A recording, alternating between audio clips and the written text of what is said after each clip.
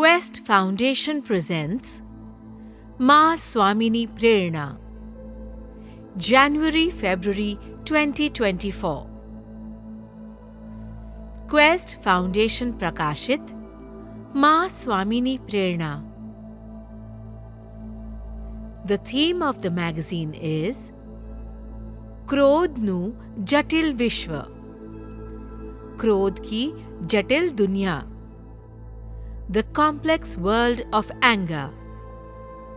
क्रोध विजय से संपूर्ण विजय, क्रोध पर शांत मन से विजय पाए।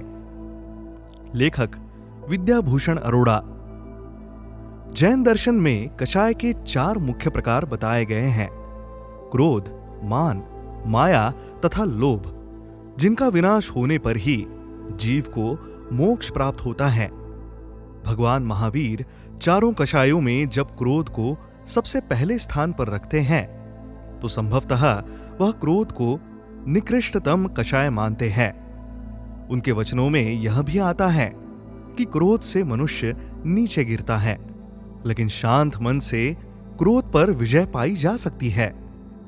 उधर प्राचीन हिंदू ग्रंथों यानी कि उपनिषद जिनके मुख्य भाग हैं, उनमें भी विभिन्न स्थानों पर काम, क्रोध, मद, लोभ और मोह की चर्चा विकारों के रूप में हुई है।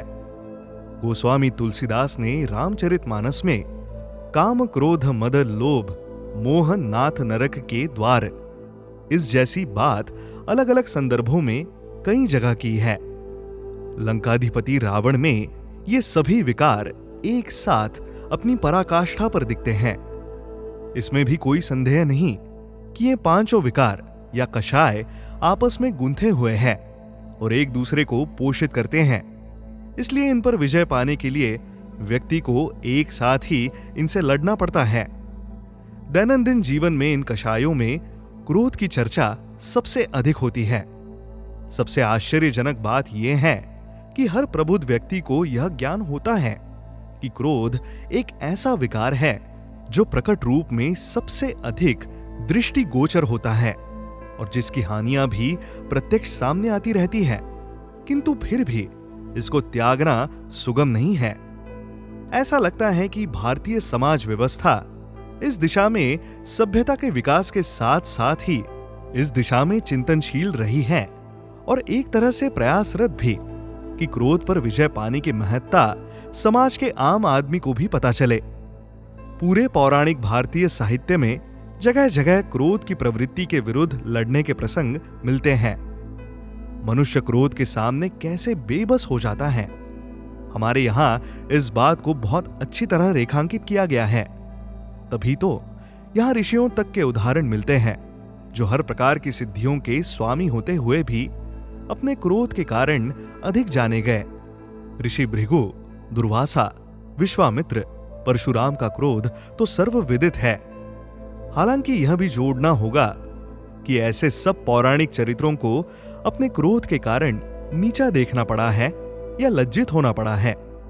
इन सब कथाओं का होना इस बात का प्रतीक है कि क्रोध की प्रवृत्ति पर नियंत्रण करने के प्रयास समाज में हमेशा चलते रहे हैं।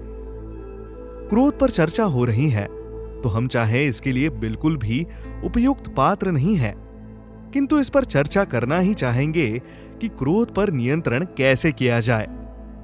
कहने की आवश्यकता नहीं कि हम यहां वो व्यावहारिक टिप्स जैसे गुस्सा आए तो मुख में पानी का घूंट भरकर रोक लें या गहरी लंबी सांस लेना शुरू कर दे इत्यादि, ये तो नहीं देंगे जो हम होश संभालते ही सुनने लगते हैं, बल्कि विद्वानों से सुनी 1-2 ऐसी बातें करेंगे जो क्रोध के मूल पर प्रहार करती है।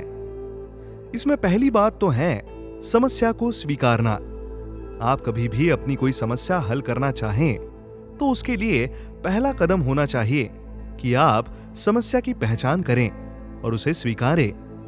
समस्या को खुले मन से बिना शर्तों के स्वीकारें और उसके साथ किंतु, परंतु, अगर, मगर इत्यादि ना जोड़े। अपने क्रोध को न्यायोचित ठहराने का प्रयास तो खैर बिल्कुल ना करे, बल्कि उससे भी आगे क्रोध चाहे किसी भी परिस्थिति में आया हो, तुरंत अपने को स्वयं के न्यायालय के कटघरे में खड़ा करे। एक बार जब हमने समस्या को बिना शर्तों के स्वीकारना शुरू कर दिया तो फिर उससे निपटना असंभव नहीं रहेगा। दूसरे कदम के तौर पर हमें एक और सत्य स्वीकार करना होगा कि हम ईश्वर के अंश हैं। जब हम यह जानते हैं कि हम भी ईश्वर के अंश हैं और जिस पर हमने क्रोध किया वह भी उसी ईश्वर का अंश है, तो फिर हमें इस व्यर्थता का एहसास हो जाएगा कि हम क्रोध किस पर कर रहे हैं। क्या हम स्वयं पर क्रोध कर रहे हैं? इस बात को हम गहराई से सोचेंगे तो फिर इस निष्कर्ष पर भी पहुंचेंगे कि हमें दूसरों में दोष ढूंढने ही नहीं है। अगर दोष ढूंढेंगे तो क्रोध भी आ सकता है और इससे जुड़े अन्य विकार भी हम में आ सकते हैं। कहते हैं कि क्रोध से तप और संचित पुण्यों का नाश होता है। अवश्य होता होगा, क्योंकि आत्मिक और आध्यात्मिक क्षय के अतिरिक्त क्रोध शारीरिक क्षय का भी कारण बनता है। जब हम क्रोध पर विजय पाने के प्रयास कर रहे होंगे तो यह निश्चित जानिए कि हम जैन दर्शन में बताए गए 3 अन्य कषायों यानी मान, मर्यादा तथा लोभ, इनसे भी निपट लेने की राह पर होंगे। यदि हमने क्रोध पर विजय पा ली तो हमारे भीतर के मान, माया एवं लोभ भी स्वयं ही कमजोर होने लगेंगे। Love the vibe?